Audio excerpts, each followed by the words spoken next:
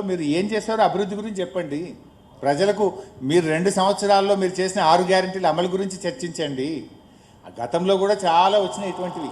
మీ కాంగ్రెస్ పార్టీలో ఉన్నప్పుడు కూడా మీ కాంగ్రెస్ పార్టీ నాయకులే ఈరోజు కొండా సురేఖ గారి బిడ్డ ఏం మాట్లాడుతుంది దానికి సమాధానం చెప్పమని రేవంత్ రెడ్డిని. కొండా సురేఖ సతీమణి క్యాబినెట్ మంత్రి బిడ్డ ఏమని చెప్పింది? గన్ను రేవంత్ రెడ్డే పంపిండు, తుపాకీ రేవంత్ రెడ్డే పంపి భయపెట్టి వసూళ్లు చేయించిండు అని చెప్పింది. అమ్మ ఫైల్ మీద సంతకం పెడితే జపాన్లో ఉన్న ముఖ్యమంత్రి ఫైల్ తెప్పించుకున్నాడు అని చెప్పింది. మరి దాని మీద రేవంత్ రెడ్డి ముందు సమాధానం చెప్పి, you are the chief minister కదా, నీ క్యాబినెట్ మంత్రి బిడ్డనే నీ మీద ఆరోపణలు చేసింది, తుపాకీ నువ్వే పంపినావని. Is it right or not? You tell first. Thank you. Yes, మహిళా జర్నలిస్ట్ నుంచి అవకాశం ఇద్దాం ముందు ఎవరికైనా ముందు. ఎస్, మైక్ ఇవ్వండి. ఉమక్ మైక్ ఇవ్వండి. మీ ఆర్గనైజేషన్ పేరు మీ పేరు చెప్పి క్వశ్చన్ అడగండి.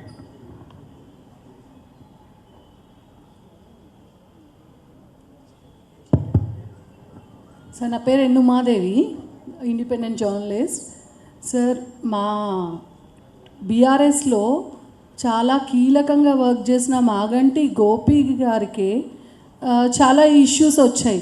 అగర్ మాగంటి సునీత గెలిస్తే నిలదొక్కుంటుంది అంటారా? అక్కడున్న రాజకీయాలు కంపేర్ టు అదర్ నియోజకవర్గం జూబ్లీ హిల్స్ అనేది చాలా టిపికల్. సో ఆ మాగంటి గోపి గారికే పార్టీల పరంగా చాలా ఇబ్బంది అయింది కదా. సో సిచ్యువేషన్ ఎలా ఉండబోతుంది? సిస్టర్, ఇప్పుడు గోపి గారు అద్భుతంగా పనిచేశాడు. 3 సార్లు హ్యాట్రిక్ ఎమ్మెల్యేగా గెలిచాడు. కంటిన్యూస్గా హ్యాట్రిక్ ఎమ్మెల్యే ఆయన మేము ఇప్పుడు ప్రచారానికి వెళ్తుంటే చాలా బస్తీల్లో గోపన్న చాలా మంచోడు, మాకు చాలా సహాయం చేశాడని ఆయన పనితనాన్ని ప్రజలు గుర్తు చేసుకుంటున్నారు. బస్తీల్లో గోపి గారి గురించి వాళ్ళు చెప్పడం జరుగుతూ ఉంది. సో సునీత గారు తప్పకుండా బాగా పనిచేయగలుగుతారు. సునీత గారు ఒక సగటు మహిళగా, ఒక ఇంటి యజమానిరాలిగా మహిళల బాధలను, మహిళల మంచి కష్టాలను బాగా తెలుసుకోగలిగినటువంటి వ్యక్తి. సో డెఫినెట్గా ఆవిడ బాగా పనిచేస్తుంది. ఆవిడకు వెన్నంటి బీఆర్ఎస్ పార్టీ ఉంటుంది.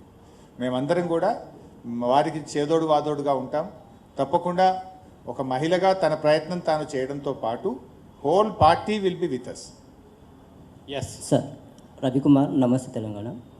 సార్, రేపు సాయంత్రంతో ప్రచారం ముగుస్తుంది. ఇప్పటిదాకా మనం కాంగ్రెస్ వల్ల కూడా ఏది గూండా రాజ్యం ఇది అంటున్నారు. ప్రచారం ముగిసి 48 గంటలు ఉంటుంది. దీన్ని ఎలా ఎదుర్కోబోతుంది బీఆర్ఎస్? అందుకే మేము ఈరోజు కేంద్ర ప్రభుత్వ ఎన్నికల కమిషనర్స్ను మా ఎంపీ సురేష్ రెడ్డి గారు, దామోదర్ రావు గారు కలుస్తున్నారు. ఈరోజు 4:30కి అపాయింట్మెంట్ కూడా ఇచ్చారు. కేంద్ర ప్రభుత్వ బలగాలను ఇక్కడ దించాలని చెప్పి బీఆర్ఎస్ పార్టీ ఎన్నికల కమిషన్ను కోరింది. మేము రిటర్న్గా నిన్ననే పంపాము. ఈరోజు అపాయింట్మెంట్ కూడా ఇచ్చారు. సెంట్రల్ ఫోర్సెస్ని పంపాలని. ఎందుకంటే ఇవాళ పోలీసులు చాలా దుర్మార్గంగా వ్యవహరిస్తూ ఉన్నారు. మొన్న షేక్పేట్లో వహీద్ అని మా ముఖ్యమైన నాయకుడు, ఆయన ఇంట్లోకి చొరబడి ఆయన తల్లిగారి మీద, భార్య మీద కూడా మగ పోలీసులు రూడ్గా బిహేవ్ చేశారు. బెడ్రూమ్లోకి కూడా వెళ్ళారు. వాళ్ళ కుటుంబ సభ్యుల్ని రాత్రి ఎత్తుకుపోయారు. అంటే ఈ రకంగా ఇంత అమానవీయంగా విచ్చలవిడిగా పోలీసులు మహిళల పట్ల వ్యవహరిస్తూ ఉన్నారు. లిటరల్లీ మా నాయకులకు లోకల్ సిఐలు, ఏసీపీలు బెదిరింపులకు గురి చేస్తున్నటువంటి పరిస్థితి ఉంది. అందువల్ల కేంద్ర ప్రభుత్వం సెంట్రల్ ఫోర్సెస్ని ఇక్కడ దించాలని, మన దేశంలో ఎక్కడ చూడం ముఖ్యమంత్రి డీజీపీకి అపాయింట్మెంట్ ఆర్డర్ ఇచ్చిండు. అసలు నేనైతే ఇప్పటివరకు చూడలే ఇన్నేళ్ల జీవితంలో ముఖ్యమంత్రి చేతుల మీదుగా అపాయింట్మెంట్ ఆర్డర్ అందుకుంటున్న డీజీపీ శివధర్ రెడ్డి. ఇది అన్ని పేపర్లలో ఫోటో ఐటమ్. ఇంకా ఆ డీజీపీ లా అండ్ ఆర్డర్ని ఏం ప్రొటెక్ట్ చేస్తాడు? ఆ డీజీపీ న్యాయంగా ఎక్కడ వ్యవహరిస్తాడు? అందువల్ల ఇవన్నీ విషయాలు కూడా ఎన్నికల కమిషన్కి చెప్పాం. సెంట్రల్ ఫోర్సెస్ ఆధ్వర్యంలో జూబ్లీ హిల్స్ ఎన్నిక జరపాలని మేము డిమాండ్ చేస్తూ ఉన్నాం. Yes ma'am. నమస్కారం సార్, నా పేరు మర్యాద రామాదేవి, బిగ్ టీవీ నుండి. సార్, పోలింగ్ పర్సంటేజ్ చూసుకున్నా గత 4 ఎన్నికల నుంచి కూడా 53% అనేది ఇప్పుడు దాటలేదు. అయితే ఈసారి చాలా అంచనాలు పెరిగిపోతున్నాయి, పోలింగ్ పర్సంటేజ్ చాలా పెరగబోతుందని. ఈ పోలింగ్ పర్సంటేజ్ అనేది ఎవరికి అనుకూలంగా ఉండబోతుంది అనుకుంటున్నారు? రమాదేవి గారు, మంచి క్వశ్చన్. జనరల్గా మనము పాస్ట్ రికార్డ్ ఎప్పుడు చూసినా పర్సంటేజ్ ఎప్పుడైతే బాగా పెరుగుతుందో అది ప్రభుత్వ వ్యతిరేక ఓటు. ప్రజల్లో కోపం ఉంటున్నప్పుడు, ప్రజల్లో ఒక కసి ఉన్నప్పుడు ఏమవుతుందంటే ఓటరు వచ్చి ఆ ప్రభుత్వానికి వ్యతిరేకంగా ఓటేస్తాడు. ఇన్ జనరల్గా ఉమ్మడి ఆంధ్రప్రదేశ్లో కానీ తెలంగాణ ఏర్పడిన తర్వాత కానీ మనం ఎప్పుడు చూసినా పోలింగ్ పర్సంటేజ్ పెరిగిందంటే అది ప్రభుత్వ వ్యతిరేక ఓటు. ప్రజల్లో కోపం ఉన్నప్పుడు ప్రజలకు ప్రభుత్వం మీద కసి, ఈ ప్రభుత్వం పోవాలి అన్నప్పుడు ప్రజలు పెద్ద ఎత్తున వచ్చి ఓటేయడం జరుగుతుంది. జూబ్లీహిల్స్లో అదే జరగబోతుంది. I think first time record polling జూబ్లీహిల్స్లో జరగబోతుంది. రికార్డు మెజార్టీతో మా అభ్యర్థి సునీత గెలవబోతుంది. సార్, నేను మల్లికార్జున్ రెడ్డి సాక్షి చీఫ్ రిపోర్టర్ని. మీరు కాంగ్రెస్ బీజేపీ ఒకటే, వాటి మధ్యలో ఒక ఫెవికాల్ బాండ్ ఉందని చెప్తున్నారు. ఈ మధ్యలో సీఎం రోడ్ షోలో ఒక కామెంట్ చేశారు. ఏంటి అంటే, కాళేశ్వరం సిబిఐ విచారణకి ఇచ్చినాము, నవంబర్ 11 లోపు వాళ్ళిద్దరు బీజేపీ బీఆర్ఎస్ ఒకటి కాకపోతే ఎఫ్ఐఆర్ నమోదు చేయాలని చెప్పేసి అన్నారు. దీని మీద మీ కామెంట్ ఏంటి? రెండేళ్ల నుంచి నువ్వేం చేసినావు? నువ్వు ఎన్డీఎస్ఏ ఎంక్వైరీ అన్నావు, విజిలెన్స్ ఎంక్వైరీ అన్నావు, ఘోష్ కమిషన్ అన్నావు, ఏసీబీ అన్నావు, రకరకాలు పెట్టి రెండేళ్ల నుంచి వేధించినావు. ఎక్కడన్నా ఒక చిన్న తప్పు దొరకబెట్టినావా? ఇప్పుడు నయా నాటకం సిబిఐ పెట్టినావు. అసలు నిన్ను కదా ఓట్ ఫర్ నోట్ కేసులో ఇప్పటిదాకా నువ్వు స్టే తెచ్చుకొని నువ్వు ఈరోజు కోర్టును అడ్డం పెట్టుకొని ప్రాసిక్యూషన్ జరగకుండా ముందుకు పోతున్నావు. నీ మీద ఈడీ కేసు ఉంది, ఓట్ ఫర్ నోట్ కేసు. 5 ఏళ్ల కింద నీ మీద ఓట్ ఫర్ నోట్లో ఈడీ కేసు అయితే ఇప్పటిదాకా ఈడీ నిన్ను ఎందుకు అరెస్ట్ చేస్తలేదు? నీకు బీజేపీతో సంబంధం ఉంది కనుకనే నువ్వు ఇలాంటి మాటలు మాట్లాడుతున్నావు. నిన్ను ఈడీ ఎందుకు అరెస్ట్ చేయలేదు ఇప్పటిదాకా? ఓట్ ఫర్ నోట్ కేసులో నీ మీద ఈడీలో ఎఫ్ఐఆర్ ఉంది. Why ED is not arrested Revanth Reddy? The should answer both Kishan Reddy and Revanth. Yes Rahul గారు. Sir, Rahul from the Wire. Sir, ఈ ఎలక్షన్స్లో కాంగ్రెస్ అరాచకాలు మితిమీరిపోయినాయని మీరు చెప్తున్నారు. 2023లో ఇదే పరిస్థితిలో అది ఫోన్ ట్యాపింగ్ ద్వారా జరిగిన అరాచకాల కంటే ఎక్కువ ఇవి. ఎందుకంటే అప్పుడు రేవంత్ రెడ్డి లీడర్స్ లైక్ రేవంత్ రెడ్డి, బండి సంజయ్ ఫోన్లు వాళ్ళ ఫ్యామిలీ మెంబర్స్ ఫోన్లే ట్యాప్ అయినాయి. అవి ఇన్వెస్టిగేషన్ ఏజెన్సీస్ రిపోర్ట్స్లోనే తేలింది సార్. అది ఏం తేలలేదు. ఇదంతా కూడా రేవంత్ రెడ్డి ప్రభుత్వం చేస్తున్న ఆరోపణ. ఇప్పుడు అది కోర్టులో ఉంది, న్యాయస్థానంలో ఉంది. నిజంగా జరిగితే బయటపెట్టు, యాక్షన్ తీసుకో. Who is stopping you? Sir, Ramesh Reddy sir, Eenadu Congress ప్రభుత్వం, రేవంత్ రెడ్డి నాయకత్వంలో కాంగ్రెస్ ప్రభుత్వం ఈ ఉప ఎన్నిక రెఫరెండంగా మీరు భావిస్తున్నారు? నిన్ననే మా కేటీఆర్ గారు ఈ ప్రశ్నకు ఆన్సర్ ఇచ్చారు కదా. నమస్తే సార్. సార్, గత ప్రభుత్వం మీ ఆర్గనైజేషన్ పేరు, మీ పేరు చెప్పండి. నా పేరు Bhumeshwar, Andhra Prabha deputy bureau chief. గత ప్రభుత్వంలో తుమ్మిడిహట్టి నిర్మించాలని మీరు ప్రయత్నం చేసినా మహారాష్ట్ర ప్రభుత్వం అంగీకరించలేదు. ప్రస్తుత ప్రభుత్వం 150 మీటర్ల ఎత్తుతో తుమ్మిడిహట్టి నిర్మిస్తాం, సుందిళ్లకు నీటిని తరలిస్తామని చెప్తున్నది. సాధ్యం అవుతుందా? Good question. ఇప్పుడు ఇలా మీ దాంట్లో 2 ఆన్సర్లు ఉన్నాయి. తమ్మిడిహట్టి దగ్గర 150లో కడతాము అంటున్నారు. 150 సరే, అది మహారాష్ట్ర ఒప్పుకుంటుందా ఒప్పుకోదా సెకండరీ. ఒప్పుకున్నదని అనుకుందాం. 150 కట్టి కూడా తీసుకోగలిగిన నీళ్ళు ఎన్ని? 80 టీఎంసీ, 80 టీఎంసీలు మాత్రమే. మనము ఈరోజు కాళేశ్వరం ప్రాజెక్టు ద్వారా వాడుతున్న నీళ్ళు ఎంత? 280 టీఎంసీ, 280 టీఎంసీలు. మరి 80 సరిపోతాయా? అప్పుడైనా కాళేశ్వరం కావాల్సిందే కదా. This is number 1. Number 2, Tummidihatti నుంచి ఏడికి తెస్తామంటున్నారు? సుందిళ్ళ బ్యారేజ్కి తెస్తామంటున్నారు. నువ్వే ఏం చెప్తున్నావు? ఈ బ్యారేజీలన్నీ కూడా కూలిపోతాయి, ఇది టెక్నాలజీ బాగలేదు, ఇదంతా అవినీతి జరిగింది అంటున్నావు. మరి సుందిళ్ళ బ్యారేజ్కు నువ్వు నీళ్లు తెస్తున్నావు అంటే, when Sundilla barrage intact, then Annaram ఉన్నట్టే, మేడిగడ్డ ఉన్నట్టే కదా. What's the problem? ఇదంతా నువ్వు రాజకీయం చేస్తున్నట్టు. ఎప్పుడైతే సుందిళ్ళ బ్యారేజ్కి నీళ్లు తెస్తున్నావు అంటే సుందిళ్ళ బ్యారేజ్ వాడతావు. సుందిళ్ళ బ్యారేజ్ దగ్గర బీఆర్ఎస్ ప్రభుత్వం కట్టిన లిఫ్ట్ను వాడి ఎల్లంపల్లికి నీళ్ళు తెస్తావు. మరి సుందిళ్ళ బ్యారేజ్ పనిచేసినప్పుడు, సుందిళ్ళ లిఫ్ట్ పనిచేసినప్పుడు అన్నారం మేడిగడ్డ కూడా పనిచేస్తాయి కదా. 3 బ్యారేజీలు అదే టెక్నాలజీతోనే అదే గోదావరి నది మీద కట్టినాం కదా. Then there is no issue. అంటే నువ్వు చేస్తున్నదంతా రాజకీయము, రాద్ధాంతం తప్ప నువ్వే సమాధానం చెప్తున్నావు. Sundilla, Annaram, Medigadda is perfect, intact, they are useful. With a small repair we can use Medigadda. కొద్దిపాటి డబ్బులతో చేసే అవకాశం ఉండగా కేవలం ఫాల్స్ ప్రిస్టేజ్తో ఇప్పుడు మళ్ళీ 25,000 కోట్లు ఖర్చు పెట్టి సుంది లెక్క తెస్తున్నావు. What is the use? 25,000 కోట్లు పెడితే కూడా గదే 80 టీఎంసీలే వస్తాయి. నీకు ఆ 80 కూడా ఇప్పుడు ఆ 80తో పాటు ఇంకో 200 కలిపి 280 టీఎంసీలు మేడిగడ్డ నుంచి తీసుకోవచ్చు కదా. మరి 25,000 కోట్లు ఎందుకు దండగా చేస్తున్నావు? కాంట్రాక్ట్ల కోసం, పర్సెంటేజ్ల కోసం. Thank you. ఎస్ సార్, నా పేరు భుజంగర్ సార్, మన తెలంగాణ రిపోర్టర్.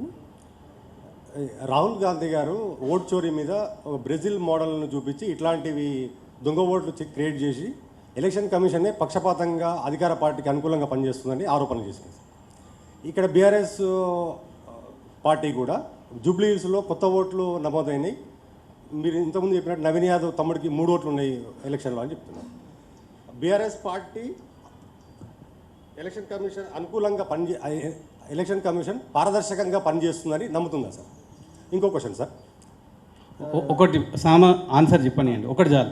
ఎలక్షన్ కమిషను పారదర్శకంగా లేదు, రాహుల్ గాంధీ అంతకంటే లేడు. ఇప్పుడు రాహుల్ గాంధీ మరి బీహార్లో ఓటు చోరీ గురించి మాట్లాడితే తెలంగాణ ఓటు చోరీ గురించి నీ అభ్యర్థి తమ్మునికే 3 ఓట్లు ఉన్నాయి, దీని సంగతి ఏందని రేవంత్ని అడగాలనా వద్దా? ఎలక్షన్ కమిషన్కి ఎంత పారదర్శకత లేదో రాహుల్ గాంధీకి అంతకంటే లేదు. Thank you. రెండో క్వశ్చన్ ఏంటి? ఈ ఫీజు రియంబర్స్మెంట్కి సంబంధించి సార్, ఈ విజిలెన్స్ సిస్టమ్ అనేది క్రియేట్ చేసిందే, ఆ సిస్టమ్ తెచ్చిందే బీఆర్ఎస్ పార్టీ అని ఈ కాలేజ్ మేనేజ్మెంట్స్ ఆరోపిస్తున్నాయి సార్. వాళ్ళు ఇప్పుడు చేస్తున్న కాంగ్రెస్ గవర్నమెంట్ చెప్తున్న విజిలెన్స్ అప్పటి బీఆర్ఎస్దే, ఆ రిపోర్ట్ను చూపించే మమ్మల్ని బెదిరిస్తున్నారు అని చెప్తున్నారు వాళ్ళు. మేము ఏ రోజు వేధింపులకు గురి చేయలే కదా. బీఆర్ఎస్ పార్టీ వచ్చినాడు అప్పటి కాంగ్రెస్ ప్రభుత్వం 2200 కోట్ల ఫీజు రియంబర్స్మెంట్ బకాయి పెట్టిపోయింది. ఆనాడు కిరణ్ కుమార్ రెడ్డి ప్రభుత్వం పోతూ పెట్టిన బకాయిలు చెల్లించినాం. 2 సంవత్సరాలు కరోనా వస్తే కూడా కలిపి 19,500 కోట్ల రూపాయలు ఫీజు రియంబర్స్మెంట్ కింద బీఆర్ఎస్ ప్రభుత్వం ఇచ్చింది. 2 సంవత్సరాల్లో రేవంత్ రెడ్డి నువ్వు 2 రూపాయలు ఎందుకు ఇవ్వలేదు? ఈ కాలేజీలో చదివేది ఎవరు? ఎస్సీ, ఎస్టీ, బీసీ, మైనార్టీలు చదువుతారు. నీ ప్రభుత్వం పేదల ప్రభుత్వం అని, ఇందిరమ్మ ప్రభుత్వం అని చెప్పే నువ్వు ఆ ఎస్సీ, ఎస్టీ, బీసీ, మైనార్టీ పిల్లలకు ఫీజు రియంబర్స్మెంట్ చెల్లించకపోవడం వల్ల సర్టిఫికెట్లు ఇవ్వడం లేదు, ఉన్నత చదువులు చదవలేకపోతున్నారు. నువ్వు దాని చెల్లింపులు చేయను. నువ్వు ఇప్పుడు మల్లన్న సాగర్ నుంచి మూసీకి 7,000 కోట్లతో టెండర్ పిలిచినావు, దానికి పేమెంట్ ఇస్తున్నావు, దానికి పైసలు ఉన్నాయి. నీకు 5,000 కోట్లతో ఫ్యూచర్ సిటీకి రోడ్ వేస్తున్నావు, దానికి పైసలు ఉన్నాయి. ఈ ఎస్సీ, ఎస్టీ, బీసీ విద్యార్థులకు ఫీజు రియంబర్స్మెంట్ ఎందుకు ఇవ్వవు? మేము 10 ఏళ్ళు ఉంటే ప్రతి సంవత్సరం 2,000 కోట్లు యావరేజ్కి ఇచ్చినాం. ఎవ్రీ ఇయర్ 2,000 కోట్లు ఇచ్చినాం. నువ్వు 2 ఏళ్లలో 2 రూపాయలు కూడా ఇవ్వలే. What is the problem? When BRS is able to give, why not you? Vigilance ఉన్న ఆ రోజు మేము ఎవరిని కడుపు మీద కొట్టలే, వెరిఫై చేసినాం, తప్పులుంటే సరి చేసుకోమన్నాం. నువ్వు ఫీజు రియంబర్స్మెంట్ అడగగానే కాలేజీల మీద విజిలెన్స్ దాడులు చేయించి వాళ్ళని భయభ్రాంతులకు ఎందుకు గురి చేస్తున్నావు? డబ్బులు ఇవి ఫస్ట్, నువ్వు తప్పులుంటే చర్యలు తీసుకో. డబ్బులు ఎందుకు ఇస్తలేవు ఫీజు రియంబర్స్మెంట్? ఇలా జూబ్లీ హిల్స్ ప్రజలు ఆలోచిస్తారా? జూబ్లీ హిల్స్లో కూడా ఎంతోమంది పిల్లలు కాలేజీలో పోకుండా ఇళ్ళలో కూర్చున్నారు. వాళ్ళ అమ్మ నాన్న అడగరా ఎందుకు పోతలేవు బిడ్డ కాలేజీ కంటే? రేవంత్ రెడ్డి పైసలు ఇస్తలేడు అమ్మ, కాలేజ్ బంద్ పెట్టిండు అని అమ్మకు నాయనకు చెప్పాడా? పిల్లల చదువుల్ని ఇలా బేకారు చేస్తూ పిల్లల చదువులు ఆగం చేసిన రేవంత్ రెడ్డికి ఏ తల్లి అయినా తండ్రి అయినా ఓటేస్తారా? నా పేరు Radha sir, independent journalist. So మొన్న సీఎం రేవంత్ రెడ్డి గారు బీఆర్ఎస్ పార్టీ అసలు సినిమా కార్మికులకి ఎలాంటి పనులు చేయలేదని చెప్పేసి ఆరోపించారు. దానికి మీ సమాధానం ఏంటి సార్? అమ్మ, సినిమా రంగానికి కేసీఆర్ గారు ఇచ్చినంత ఆదరణ ఎవరు ఇవ్వలేదు. రేవంత్ రెడ్డి వచ్చినాక సినిమా యాక్టర్లను అరెస్ట్ చేసి జైళ్ళలో పెట్టింది చూశారు, బ్లాక్మెయిల్ చేసింది చూసాము. సినిమా కార్మికులు సమ్మె చేస్తుంటే ప్రభుత్వానికి సంబంధం లేదు, వాళ్ళు సమ్మె చేస్తుంది నిర్మాతల మీద. కానీ రేవంత్ రెడ్డి నిర్మాతలందరూ పోయి రేవంత్ రెడ్డి గారిని కలిసిన వీడియో ఫోటో మనం పేపర్లలో చూసాం. తెల్లారి పోలీసులను పంపించి బలవంతంగా సమ్మెను మెడ మీద కత్తి పెట్టి విరమింపజేసిండు రేవంత్ రెడ్డి. కానీ బీఆర్ఎస్ హయాంలో సినిమా రంగం అభివృద్ధి జరిగింది. సినిమా రంగానికి అనేక రకాలుగా ప్రభుత్వం సహకరించింది. మేము ఏ రోజు రేవంత్ రెడ్డి లాగా ఈ బ్లాక్మెయిల్కు పాల్పడలే. మేము ఈ రకమైన పరిస్థితి మేము చేయలే ఏ రోజు కూడా. ఆడ కూడా మళ్ళీ ఒక జుమ్లా 20% టికెట్ ధర పెంచుతా అందులో మీకు ఇస్తా అన్నాడు. అది 2 సంవత్సరాల నుంచి ఎందుకు చేయలే? కార్మికులు సమ్మె చేసేటప్పుడు ఎందుకు స్పందించలే? జూబ్లీ హిల్స్లో ఎలక్షన్ వస్తే కార్మికులు గుర్తొచ్చిందా? ఆ రోజు పాపం కార్మికులు బాధపడి సమ్మె చేస్తుంటే నువ్వు ఆ రోజు పిలిచి ఎందుకు మాట్లాడలే? నిర్మాతలను పిలిచి మాట్లాడి పోలీసులను పెట్టి కార్మికుల సమ్మె విరమింపజేసినావు తప్ప కార్మికులారా రండి మీ బాధ ఏందని ఎందుకు మాట్లాడలేదు? ఓట్లు వస్తే కార్మికులు గుర్తొచ్చింది. కానీ BRS never did like that. BRS ఎప్పుడూ ఒకే తిరిగా ఉంది. Hello sir, Anjana News Minute నుంచి. సార్, నేను యూసుఫ్ కూడా రెహమత్ నగర్ సైడ్ కొంచెం రిపోర్టింగ్ చేశాను before attending this press conference. అక్కడొచ్చి బీఆర్ఎస్కి బాగానే సపోర్ట్ ఉంది, బట్ 1 పాయింట్ సీనియర్ యూత్ నుంచి బాగానే సపోర్ట్ ఉంది బీఆర్ఎస్కి. కానీ కొన్ని సీనియర్ సిటిజన్స్తో మాట్లాడితే వాళ్ళ పెద్ద సమస్య ఏమన్నారంటే, ఇప్పుడు अभी तो हुकूमत में कांग्रेस है అయితే ఓట్ చేస్తే కాంగ్రెస్కి వేస్తే ఏదైనా వచ్చే అవకాశం ఉందని ఒక నమ్మకం. సో ఇప్పుడు పవర్లో లేనప్పుడు బీఆర్ఎస్ ఎంతవరకు హెల్ప్ చేయగలుగుతుంది, ఎంతవరకు యూస్ఫుల్గా ఉండగలుగుతుంది కొంచెం లాంటి నియోజకవర్గంలో? अब हुकूमत में कांग्रेस तो है, फिर कंटोनमेंट में क्या करे? कंटोनमेंट में जीत के 1.5 साल हो गए. कंटोन में बहुत कुछ वादा करे, 6,000 घर बनाते बोले, स्टेडियम बनाते बोले, मिलिट्री लैंड में पट्टा देते बोले, कुछ भी नहीं करे ना. जीत के भी 1.5 साल हो गए. जाएंगे कंटोनमेंट में, बात करेंगे. कंटोनमेंट में रोड़ा पूरा पार्ट होल गिर गए, कोई भी स्ट्रीट लाइट आ रहा नहीं रात में. फिर क्या करे कंटोनमेंट में? कुछ नहीं करे.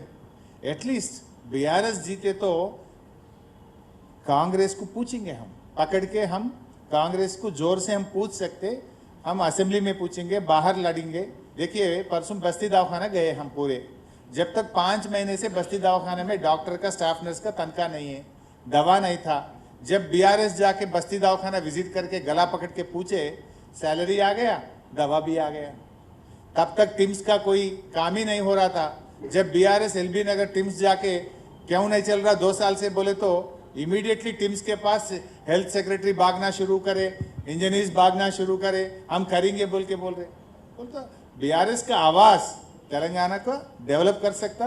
ये जो गुंडागर्दी कर रहे, ये लोग जो हाइड्रा बोल के घरा गिरा रहे, बीआरएस जाके उसको रोक रहे, हाइड्रा के खिलाफ लड़ रहे बीआरएस पार्टी.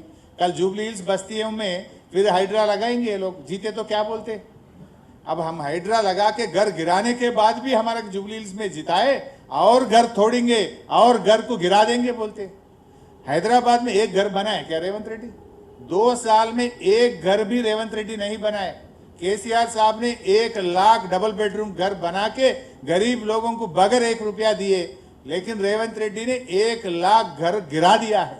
बनाए सो पार्टी बीआरएस है, गिराए सो पार्टी कांग्रेस है. अब कौन जीतना आप सोचो. Yes sir Kiran sir, T News. Sir ఈ సమ్మక్క సారక్క ప్రాజెక్ట్ కనుక పూర్తయితే కాళేశ్వరం ప్రాజెక్టును నిర్వీర్యం చేసే కుట్ర జరుగుతుంది. అది ఫుల్ లెవెల్ ట్యాంక్ కనుక వచ్చినట్లయితే ఖచ్చితంగా మేడిగడ్డ మునిగిపోతుందని నిపుణులు మాట్లాడుతున్నారు. మీరేం చెప్తారు సార్ దాని మీద? అమ్మ కాంగ్రెస్ పార్టీ ఎట్లా తయారైందంటే కేసీఆర్కు పేరు రావద్దు, బీఆర్ఎస్కు పేరు రావద్దని క్రూరంగా వ్యవహరిస్తూ ఉంది. ప్రభుత్వాలు మారుతాయి, పార్టీలు మారుతాయి, కానీ ఏ ప్రభుత్వం వచ్చినా బాధ్యతాయుతంగా పనిచేయాలి. సపోజ్ మేము వచ్చినాం, వైఎస్ రాజశేఖర రెడ్డి గారు ఫీజు రియంబర్స్మెంట్ స్కీమ్ పెడితే we continued as it is. YS Rajasekhara Reddy గారు ఆరోగ్యశ్రీ పథకం పెడితే 2 lakhsను 5 lakhsకు పెంచి we continued as it is. YS Rajasekhara Reddy గారు 108 స్కీమ్ పెడితే we continued as it is. So some schemes good for the society, good for the people. Government మారినా కూడా దాన్ని కంటిన్యూ చేయాల్సినటువంటి విజ్ఞత ఉండాలి. రేవంత్ రెడ్డికి ఆ విజ్ఞత లేదు. రేవంత్ రెడ్డి ఎంతసేపు ఏదో ఒక రకంగా, ఇప్పుడు mission Bhagiratha one of the best scheme in the country. We have become a model to the whole country. Country has learn from Telangana.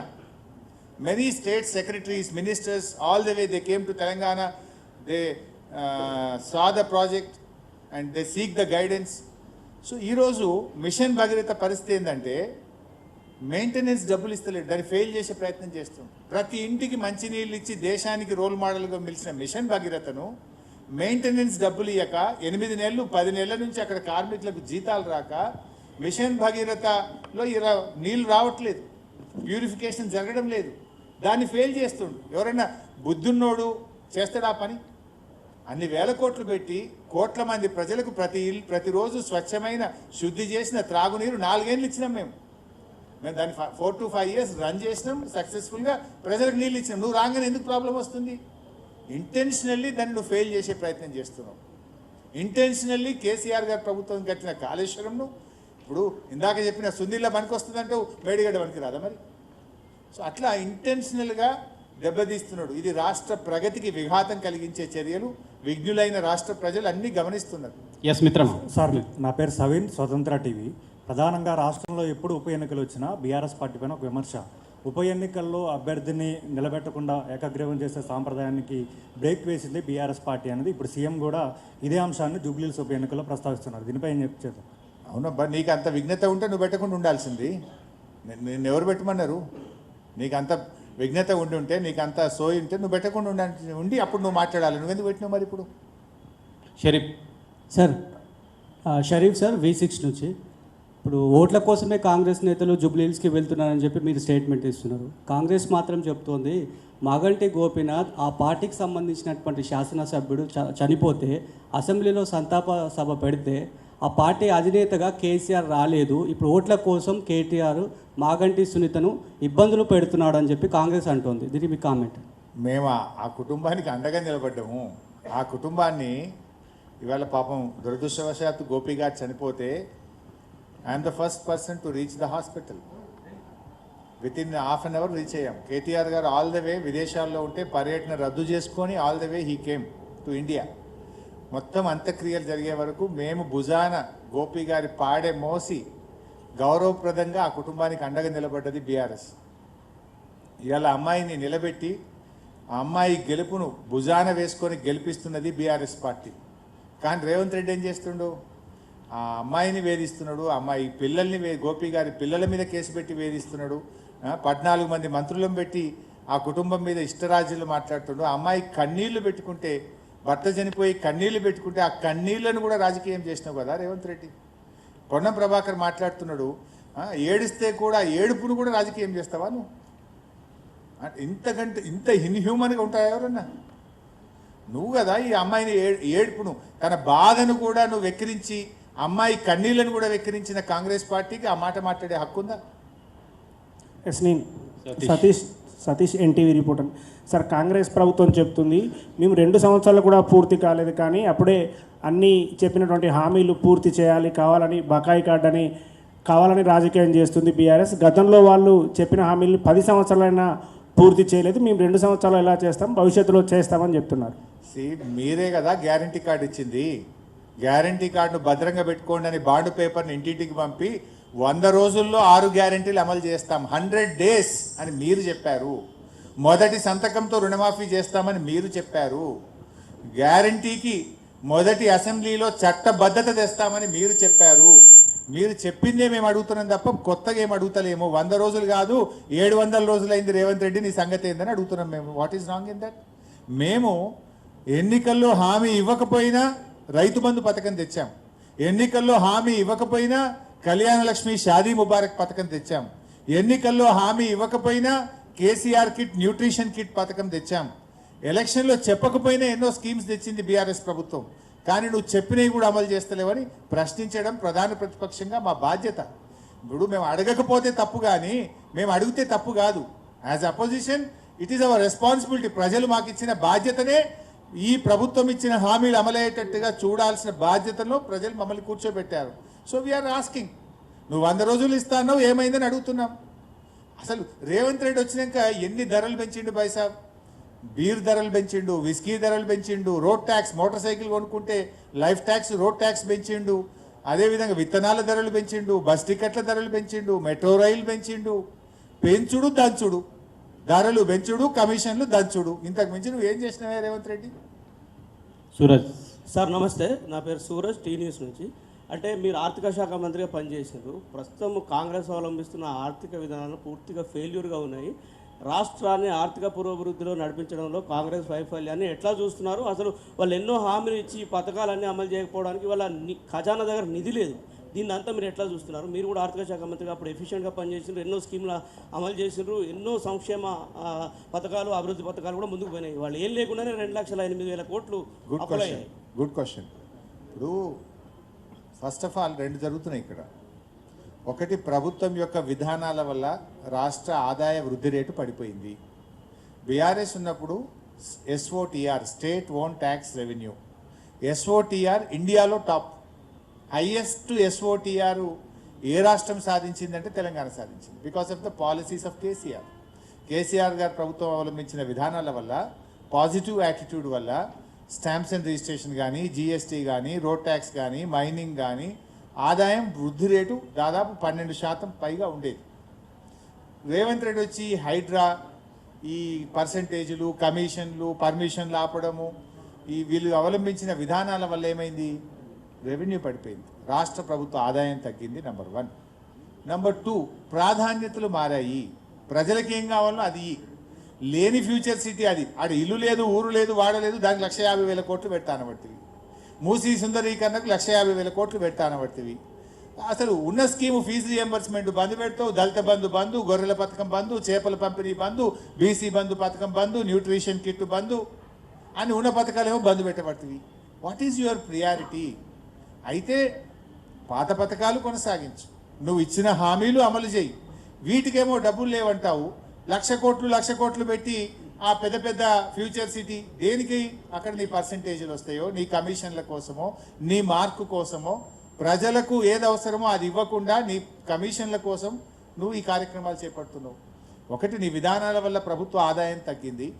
2, నీ ఆలోచన విధానం, నీ ప్రాధాన్యతల క్రమం తప్పుగా ఉండడం వల్ల రాష్ట్రంలో ఇబ్బందులు వస్తూ ఉన్నాయి. సార్ సాయి సుమన్ టీవీ నుంచి. సార్, హైడ్రా అంశాన్ని ప్రధాన అస్త్రంగా బీఆర్ఎస్ కూడా ఫోకస్ చేస్తుంది ఎన్నికల్లో. అటు కాంగ్రెస్ నుంచి బతుకమ్మ చెరువు లాంటి మంచి కూడా జరిగింది హైడ్రా అనే దాన్ని వాళ్ళు ఫోకస్ చేస్తున్నారు. అసలు హైడ్రా ఏం చేస్తుంది? బీఆర్ఎస్ పార్టీ తరఫున అసలు హైడ్రా అనేది మంచికు అది పనిచేస్తుందా, చెడుకు పనిచేస్తుందా? మీ వర్షన్ ఏంటి? ప్రజలకు ఏం చెప్పదలుచుకుంటారు? సింపుల్ బాయ్ సాబ్, హైడ్రా వల్ల అందరికీ సమానంగా ఉండాలి కదా. రేవంత్ రెడ్డి తమ్ముడు తిరుపతి రెడ్డి ఇల్లు మరి శిఖంలో ఉంటే ఎందుకో కూలగొట్టదు హైడ్రా. పొంగులేటి శ్రీనివాసరెడ్డి ఇల్లు ఎందుకో కూలగొట్టరు. పట్నం మహేందర్ రెడ్డి ఇల్లు ఎందుకో కూలగొట్టరు. గుత్తా సుఖేందర్ రెడ్డి గారి ఫామ్ హౌస్ ఎందుకో కూలగొట్టరు. మంత్రి వివేక్ గారి ఇల్లు ఎందుకో కూలగొట్టరు. హైడ్రా అంటే పేదోళ్ళ కోసమేనా? పెద్దోళ్ళకో నీతి, పేదోళ్ళకో నీతి ఉంటుందా? వీటన్నిటిని ఎందుకు కూలగొట్టరు అని మేము అడుగుతా ఉన్నాం. ఇవాళ హైడ్రాలో ఇందాక నేను చెప్పిన కదా, 11 ప్రాజెక్టులు, 13,000 కోట్ల రూపాయల 11 ప్రాజెక్టులు అన్ని చెరువు శిఖాల్లో ఉన్నాయని చెప్పి బట్టి విక్రమార్క ఉప ముఖ్యమంత్రి ప్రెస్ మీట్ పెట్టి వీడియోలలో చూపించిండు అన్ని. ఇగో ఇది ఈ చెరువులు ఉంది, ఇది ఈ చెరువులు ఉంది అన్నాడు. మరి ఏమైంది? ఎంతకు సెటిల్ చేసుకున్నారు? ఆ 11 ప్రాజెక్టుల గురించి రేవంత్ రెడ్డి హైడ్రా ఎందుకు పెదవులు మూసుకున్నది? ఎందుకు పేదోని ఇండ్లే కూలగొడుతున్నారు? పేదోడికో న్యాయం, పెద్దోడికో న్యాయం ఉంటుందా? ఎవరు ఆ హైడ్రాలో నష్టపోతున్నారు? 60 గజాలు, 50 గజాలు, 40 గజాలు వాళ్ళు కదా. కనీసం పుస్తకాలు, నోట్బుక్స్ తెచ్చుకుంటామంటే కూడా పిల్లలకు టైం ఇవ్వవా? వాటర్ బాటిల్ తెచ్చుకుంటా అంటే కూడా టైం ఇవ్వవా? ఇంట్లో ఉన్న వస్తువులు తెచ్చుకుంటా అంటే కూడా టైం ఇవ్వవా? శనివారం ఆదివారం నాడు అర్ధరాత్రి పూట పోయి హైడ్రా అయిందండి. ఏం తమాషా ఇది?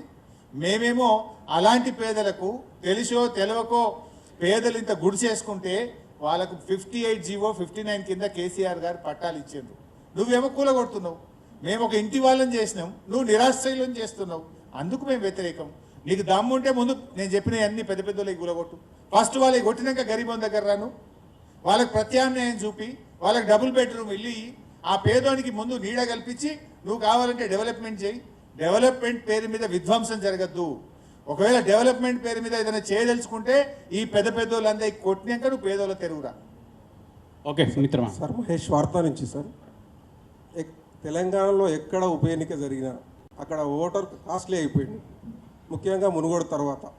ఇప్పుడు మునుగోడులో బీఆర్ఎస్ పార్టీ అవలంబించిన విధానాన్నే జూబ్లీహిల్స్లో కాంగ్రెస్ పార్టీ అవలంబిస్తున్నది. అంటే మీరు పోల్ మేనేజ్మెంట్ సిస్టమ్ కావచ్చు, మంత్రులు వచ్చి అక్కడ ప్రచారాలు చేయడం కావచ్చు, రాష్ట్రంలో ఉన్న ఇతర కార్యకర్తలను తీసుకొచ్చి అక్కడ ప్రచారం చేయించడం కావచ్చు, ఈ సిస్టమ్ అనేది కరెక్టేనంటారా?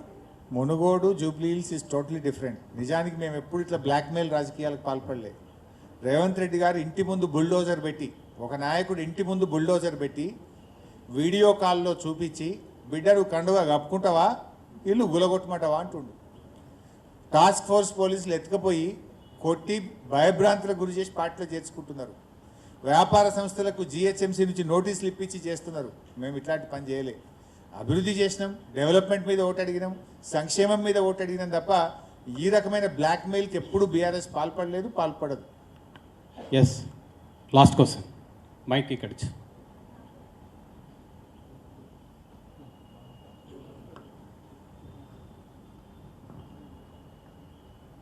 సార్, నేను శ్రీనివాస్, గ్రేట్ తెలంగాణ నుంచి.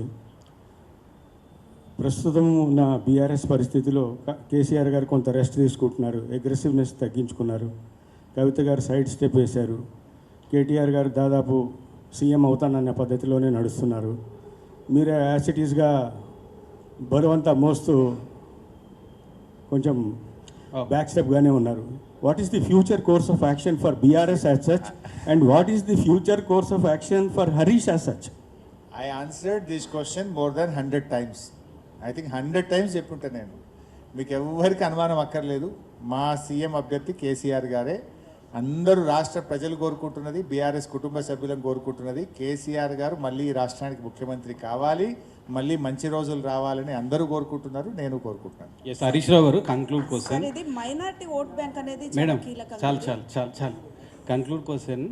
జూబ్లీహిల్స్ ఉప ఎన్నికల సందర్భంగా మీరు గతంలో చాలాసార్లు చెప్పారు, ఒక సిట్టింగ్ ఎమ్మెల్యే చనిపోతే ఆ సిట్టింగ్ ఎమ్మెల్యే సంబంధించిన బంధువులకు టికెట్ ఇవ్వడం, సానుభూతి ఓట్లు వద్దని ఒక్క సందర్భంలో మినాయిస్తే అసలు ఆ సానుభూతి ఓట్లు అవసరం లేదు, వాళ్ళకి టికెట్ ఇవ్వద్దని కూడా గతంలో మీరు ప్రూవ్ కూడా చేశారు. ఇప్పుడు కేవలం గోపీనాథ్ గారు చనిపోవడం మూలంగా ఆయన భార్యను గెలిపించాలని కోరుతున్నారా, బీఆర్ఎస్ అభ్యర్థిని గెలిపించాలని కోరుతున్నారా? గతంలో దుబ్బాకలో మా రామలింగారెడ్డి గారు చనిపోతే వారి సతీమణికి టికెట్ ఇచ్చాము, అయినా మేము అక్కడ ఓడిపోయాం. సరే అప్పుడు Congress no LRS no BRS అన్నది. అప్పుడు మేము ఎల్ఆర్ఎస్ స్కీమ్ తెస్తే ఫ్రీగా చేయాలి ఎల్ఆర్ఎస్ అని పెద్ద ఎత్తున దుమారం లేపింది. ఇప్పుడేమో సరే వీళ్ళే ఎల్ఆర్ఎస్కు ముక్కు బిండి పైసలు వసూలు చేస్తుండ్రు. మళ్ళీ ఆ రోజేమో ఫ్రీ ఎల్ఆర్ఎస్ అన్నారు, ఇలా గెలిచినాకనేమో వసూలు చేస్తుండ్రు. ఇంకా అట్లా చెప్తే రేవంత్ రెడ్డి చాలా ఉంటాయి. అడ్వైజర్ల మీద అప్పుడు హైకోర్టులో కేసు వేసిండు, ఇప్పటికీ అడ్వైజర్లు ఈయననే అపాయింట్ చేస్తుండు, 6 అడ్వైజర్లు అపాయింట్ చేసిండు. అప్పుడేమో అడ్వైజర్ల మీద హైకోర్టులో కేసు వేసిండు. This case is today is also pending in the high court, but as CM is appointing advisers. సరే మీరు అన్నట్టు జూబ్లీ హిల్స్లో మేము కోరుతున్నది ఒకటే, మాగంటి గోపీనాథ్ గారు చేసిన మంచి పనులను చూసి గెలిపించండి ఒకటి, బీఆర్ఎస్ పార్టీ చేసిన అభివృద్ధిని చూసి గెలిపించండి. ముఖ్యంగా కాంగ్రెస్ అరాచకాలను, కాంగ్రెస్ బ్లాక్మెయిల్ రాజకీయాలను, కాంగ్రెస్ ప్రభుత్వం 6 గ్యారెంటీలు అమలు చేయడంలో విఫలమైనటువంటి పద్ధతిని చూసి కాంగ్రెస్కు బుద్ధి చెప్పాలి, కాంగ్రెస్కు గుణపాఠం చెప్పాలి. రాష్ట్ర ప్రజలందరూ జూబ్లీ హిల్స్ ప్రజల వైపు చూస్తున్నారు. 4 కోట్ల మంది, ఈ 4 లక్షల ప్రజలు ఏం తీర్పు ఇవ్వబోతున్నారని చూస్తున్నారు. సో మీరిచ్చే తీర్పు రేపు రాష్ట్ర ప్రజలకు 6 గ్యారెంటీలు అమలు కావడానికి దోహదపడుతుంది. రాష్ట్రంలో మహిళలందరికీ మహాలక్ష్మి రావాలంటే జూబ్లీ హిల్స్లో కాంగ్రెస్ ఓడాలి. రాష్ట్రంలో అవ్వాతాతలకు 4000 పెన్షన్ రావాలంటే కాంగ్రెస్ ఓడాలి. మన పిల్లల చదువులు బాగుండాలి, ఫీజు రియంబర్స్మెంట్ రావాలంటే కాంగ్రెస్ ఓడాలి. అందువల్ల ఈ కాంగ్రెస్ అరాచకాలను, కాంగ్రెస్ యొక్క తప్పుడు విధానాలను మీ యొక్క తీర్పు ఇవ్వండి అని చెప్పి కోరుతున్నాం. థ్యాంక్ యూ హరీష్ రావు గారు, మా మిత్రులు అన్ని ప్రశ్నలకు సమాధానం చెప్పారు. కొత్త కార్యవర్గానికి సంబంధించి ప్రెస్ క్లబ్ హైదరాబాద్ కొత్త కార్యవర్గానికి హరీష్ రావు గారు చిన్న సన్మానం చేస్తారు. ప్రెసిడెంట్ విజయ్ కుమార్ రెడ్డి గారు, అందరూ ప్రెస్ క్లబ్ కొత్త కార్యవర్గం అందరూ వేదిక మీదకి రావాల్సిందిగా కోరుచున్నాం.